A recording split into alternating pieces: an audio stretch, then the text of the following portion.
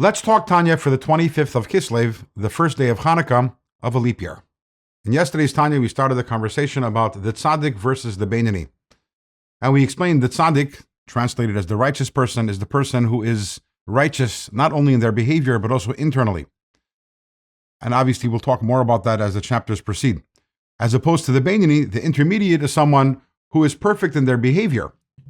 But on the inside, they struggle. They still have their Yetzer Hara. They still have their evil inclination.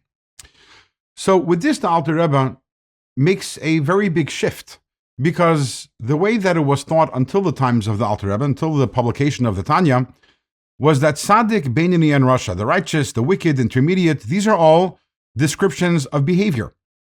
So how many mitzvahs do you do? How many sins do you do? And depending on your behavior, you're either a tzaddik, or you're a rasha, or you're a benign. But now we understand that the tzaddik and the benign actually, in terms of behavior, are the same. So that creates a shift, and suddenly we understand that we're not talking here about behavior, but we're talking about internal states. And as it turns out, the tzaddik, the benign, and the rasha, all three are actually descriptions of internal states.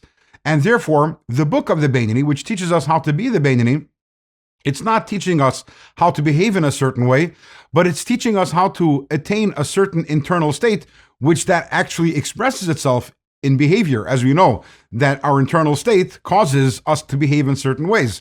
A tzaddik has a certain internal state which causes him or her to behave in a certain way, and the same is true with benign and with rasha. So there's a lot of internal work that has to happen over here. And before we even get to the internal work, we need to have self-awareness, self-understanding. What is going on inside of us? What internal state are we trying to achieve? And that's what's going to be taking us through the next few chapters of Tanya. And the first thing the Alter Rebbe tells us in terms of a better and more accurate understanding of ourselves is that as Jewish people, we have not one soul, but two. Not one identity, but we have two different identities or two different consciousnesses. And in today's Tanya, the Alter Rebbe introduces us to the first one, what's known as the animal soul. The animal soul, not to be confused with the soul of an animal. It's not the soul of an animal.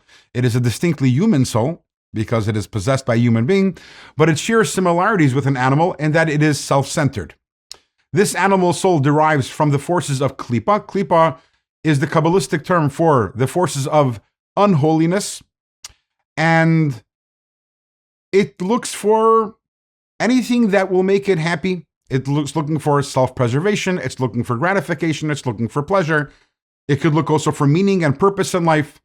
Sometimes it finds that it feels good to do something which is wrong.